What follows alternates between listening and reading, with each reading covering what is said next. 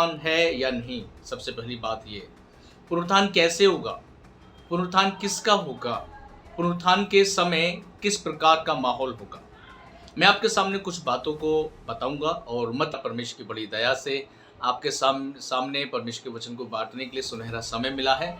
और आज मैं आपके सामने पुनरुत्थान के विषय में बताऊंगा। और पुनरुत्थान के विषय में लोगों के मन में बहुत सारे सवाल हैं और पुनरुत्थान के लिए लोग सोच रहे हैं कि पुनरुत्थान है या नहीं। सबसे पहली बात ये। पुनरुत्थान कैसे होगा? पुनरुत्थान किसका होगा? पुनरुत्थान के समय किस प्रकार का माहौल होगा? मैं आपके सामने कुछ बातों को बताऊंगा। और मत देवर से अर्थात छोटे भाई से विवाह कर ले।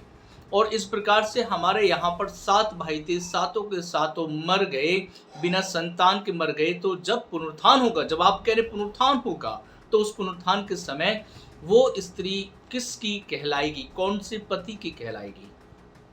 वहां पर यीशु मसीह बहुत बड़ी स्पष्ट रीति और सटीक रीति से कहते हैं कि सुनिए सदुकी, कि पहली बात तो यह है कि पुनरुत्थान तो होगा, परंतु पुनरुत्थान के बाद वो जो मर गए हैं वो जी भी उठेंगे, परंतु वो विवाह में नहीं दिए जाएंगे और ना वहां वे बच्चे उत्पन्न करेंगे, क्योंकि वहां पर जो वो जी उठे हैं वो स्वर्गदूत के समान होंगे, वो निर्वस्त्र होंगे और परमेश्वर की महिमा से भरे हुए होंगे। Hallelujah, hallelujah.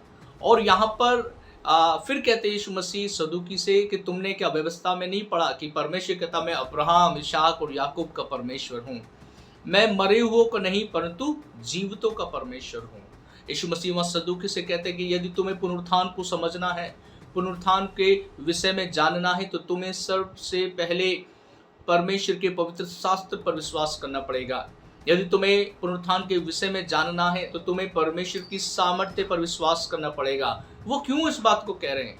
क्योंकि कुछ समय बाद यीशु मसीह मरने पर थे और उनका पुनरुत्थान होना था। हालेलुया। वो इसलिए जता रहे थे, वो इसलिए बताना चाह रहे थे कि पुनरुत्थान है, क्योंकि मैं भी कुछ समय बाद मरकर जी उठूंगा। और कैसे जी उठूंगा? क्योंकि प्रेरित लोग भी कहते हैं कि परमेश्वर की सामर्थ्य ने उसको मरे हुए में से जिला दिया है। हालेलुया। इसका मतलब पुनरुत्थान है। सदुकी लोगों के मन में था कि शायद पुनरुत्थान नहीं है, लेकिन मैं आपको इंकरेज करना चाहूँगा, उत्साहित करना चाहूँगा कि पुनरुत्थान है। जिस प्रकार से प्रभु का वचन में लिखा है कि जिस प्रकार से यीशु मसीह पापों के लिए मर गया, उसी प्रकार हम भी पापों के लिए मर गए। जिस प्रकार यीशु मसीह धार्मिकता के लिए जिलाया गया, ऐसी मैं और आप भी धार्मिकता के लिए जिलाए जाएंगे। यदि मैं और आप धीरज से सहेंगे तो हम उसके साथ राज्य भी करने पाएंगे। हालेलुया। यहाँ पर कुछ और भी बातें हैं कि व्यवस्था के अनुसार बहुत सारी चीजें हैं। और देखी जाए, आपने सुना होगा अय्यूब के विषय में। अय्यूब के भी मन में सवाल था। और ये अय्यूब जो है उत्पत्ति से पहले की किताब बताई जाती है? शुरुआत की किताब अय्यूब की किताब बताई जाती है। और अय्यूब के भी मन में सवाल था कि पुनरुत्थान नहीं है, लेकिन यीशु मसीह का वचन या परमेश्वर का वचन अय्यूब को भी सेटिस्फाई करता है कि हाँ पुनरुत्थान है। जब हम पढ़ते हैं अय्यूब की किताब, उसका 14 अध्याय का 14वीं आयत में अय्यूब के विषय में हम यहाँ पढ़ेंगे। और लिखा है यहाँ पर, यदि मनुष्य मर जाए तो क्या वह फिर जीवित होगा? यदि मनुष्य मर जाए तो क्या वह फिर जीवित होगा? अय्यूब के मन में सवाल था। अय्यूब भी नहीं जान पा रहा था कि पुनरुत्थान है या नहीं। अय्यूब भी विश्वास नहीं करता था कि पुनरुत्थान नहीं है। लेकिन अय्यूब धीरे धीरे जब परमेश्वर से सवाल जवाब करने लगा, बहुत सारी बातें करना, जब हम 14 आयत से आगे की तरफ आएंगे, जब तक मेरा हृदय छुटकारा ना होता तब तक मैं अपनी कठिन सेवा के सारे दिन आशा लगाए रहता। तू मुझे बुलाता, मैं बोलता, तुझे अपने हाथ के बनाए हुए काम की अभिलाषा होती, परंतु अब तू मेरे पग पग को गिनता है। क्या तू मेरे पाप की ताक में लगा नहीं रहता? मेरे अपराध मुहरबंद थैली में है और तूने मेरे अधर्म को सी रखा है, अर्थात बंद करके रखा है। मतलब यहाँ पर और नीचे पढ़ेंगे ना, नष्टता की बात की। पहाड़ गिरते गिरते नष्ट हो जाते हैं, ऐसा हो जाता है। इसका मतलब वो अपने विषय में बता रहा है कि सब कुछ नष्ट हो जाएगा, उसके बाद कुछ भी बनाया नहीं जाएगा। लेकिन अय्यूब की किताब के साथ साथ हम यदि अय्यूब की किताब में 19 अध्याय का और उसका 26 आयत को हम पढ़ते हैं, 19 का 26 में लिखा है, यहां पर मैं आपके सामने पढ़ देता हूं। लिखा है, अपनी खाल के इस प्रकार नष्ट हो जाने के बाद भी मैं शरीर में होकर परमेश्वर का दर्शन पाऊंगा। देखिए, अभी 14 के 14 आयत में उसकी उम्मीद खत्म है कि कोई जी उठेगा या नहीं, अय्यूब जी उठेगा या नहीं जी उठेगा। लेकिन अब अय्यूब कहता है, मेरी खाल के नष्ट हो जाने के बाद भी मैं अपने शरीर में परमेश्वर का दर्शन पाऊंगा। यहां क्या है? वही कि मरकर जी उठने के बाद में मैं परमेश्वर के दर्शन को पाऊंगा। हालेलुया।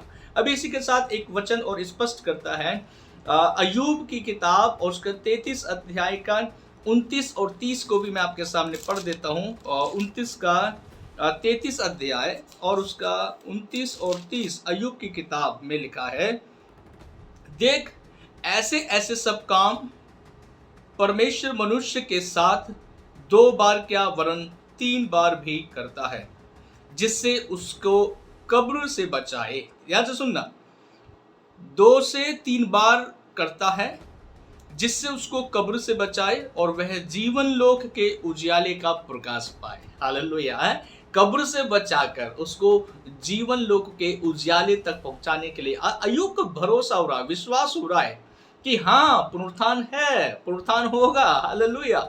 एक समय मुझे भी भरोसा नहीं था कि कैसे हम जी उठेंगे, मरने के बाद कैसे जी उठेंगे। लेकिन जब जैसे सदूकियों से यीशु मसीह ने कहा, यदि तुम्हें पुनरुत्थान को समझना है तो क्या करना पड़ेगा? तुम्हें पवित्र शास्त्र पर विश्वास करना पड़ेगा, तुम्हें परमेश्वर की सामर्थ्य पर विश्वास करना पड़ेगा। हालेलुया। ऐसे ही ये अय्यूब के मन में सवाल, उम्मीद नहीं थी कि ये जी उठेगा, लेकिन बाद में अपने जब परमेश्वर से वार्तालाप करता है तब अपने विषय में कहता है, यीशु मसीह से कहता है, परमेश्वर से कहता है कि मैं भी जी उठूंगा, मेरे खाल के नष्ट हो जाने के बाद में भी मैं अपने शरीर में परमेश्वर का दर्शन पाऊंगा। Hallelujah, hallelujah. परमेश्वर चाहे तो दो बार क्या वरन 3 बार भी है। और फिर क्या लिखा है कि जिससे उसको कब्र से बचाए और वह जीवन लोक के उजाले का प्रकाश पाए। अर्थात जी उठने के बाद परमेश्वर के जीवन लोक अर्थात परमेश्वर का दर्शन करने पाएगा। हालेलुया। मैं यहाँ पर और 2-3 चीजों को और मैं आपको बताऊं। लाजर के विषय में आप देखेंगे ना कि लाजर जब मर जाता है, उसकी बहन मार्था कहती है, हे प्रभु यदि आप यहाँ होते मेरा भाई कदापि ना मरता। लेकिन यीशु मसीह क्या कहते हैं कि जीवन और पुनरुत्थान मैं ही हूँ। वो कहती है, हाँ प्रभु मैं जानती हूँ कि जब यीशु मसीह कहते हैं कि वो फिर जिला उठा दिया जाएगा, वो फिर जिला दिया जाएगा। यूहन्ना की किताब 11 अध्याय और उसका 21 से मार्था ने यीशु से कहा, हे प्रभु यदि तू यहाँ होता तो मेरा भाई कदापि ना मरता। और अब भी मैं जानती हूँ जो कुछ तू परमेश्वर से मांगेगा परमेश्वर तुझे देगा। यीशु ने उससे कहा, तेरा भाई फिर जी उठेगा है। और मार्था ने उससे कहा, मैं जानती हूं कि अंतिम दिन में पुनरुत्थान के समय वह जी उठेगा। ध्यान से सुनिएगा, अभी मार्था को नहीं मालूम कि यहां लाजर जिंदा होने वाला है। मार्था सोच रही अब तो मर गया, लेकिन जब न्याय का समय आएगा तब जो पुनरुत्थान होगा उस पुनरुत्थान में मेरा भाई जीवित होगा।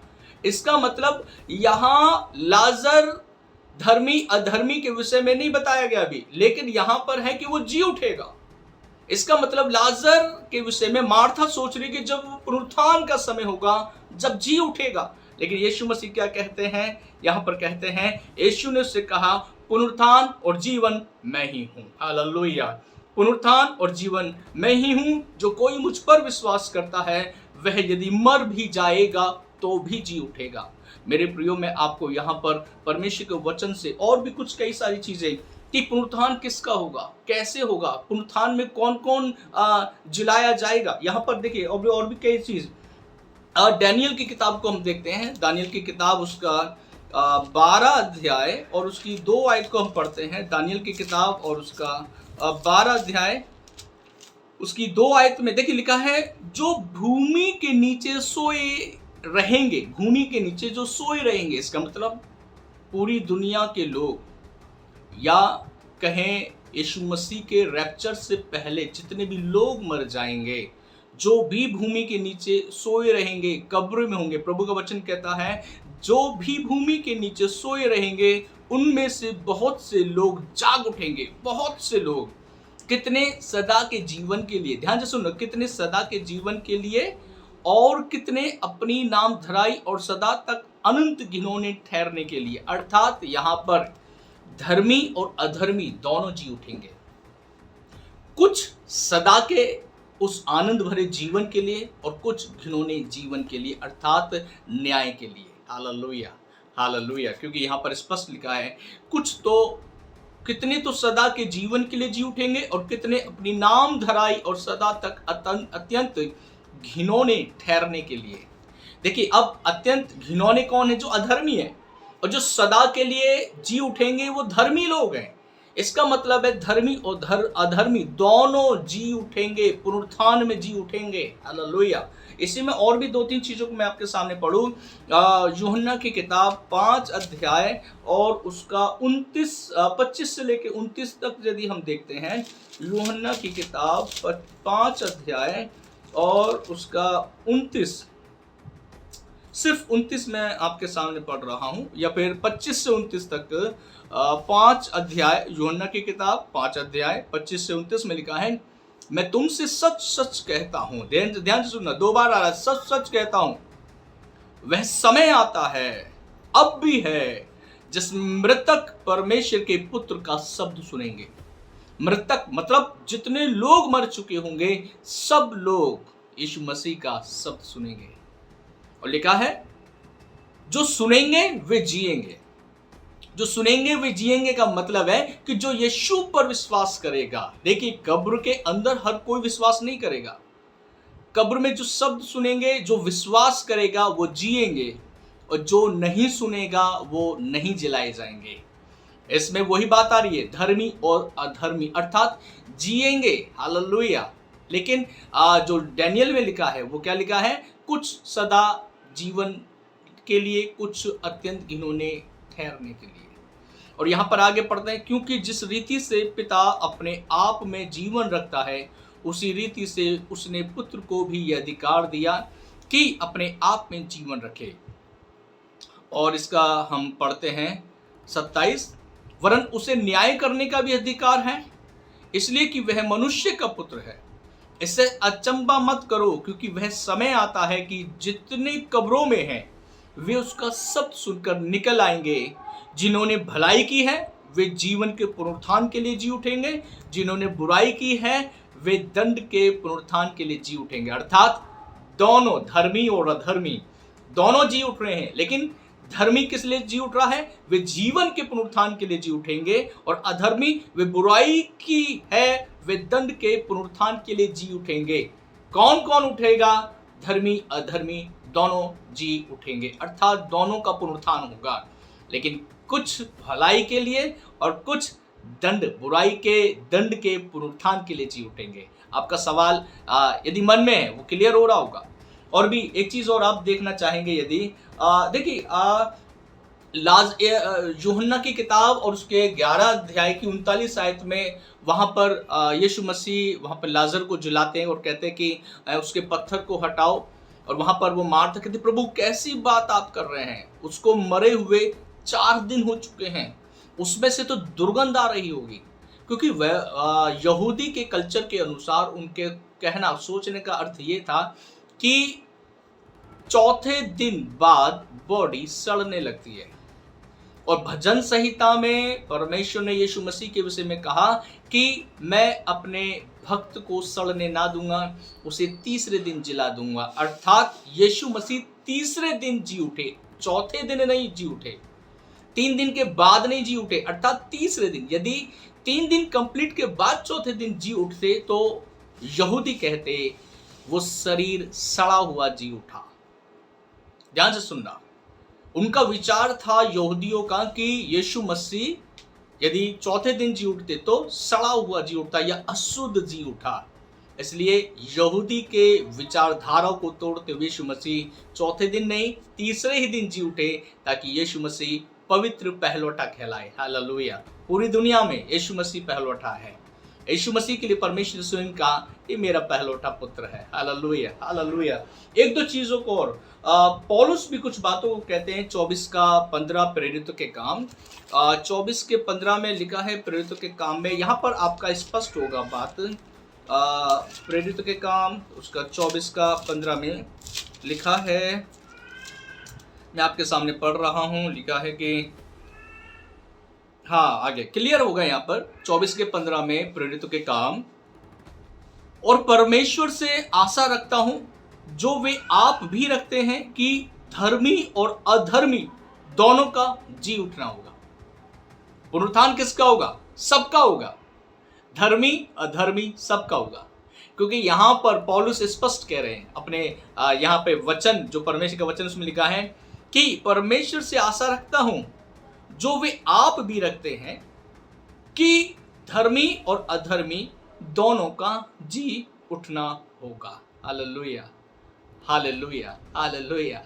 इसका मतलब एक सवाल जो आपके मन में होगा है, कौन कौन जी उठेगा? सब जी उठेंगे, सबका पुनरुत्थान होगा।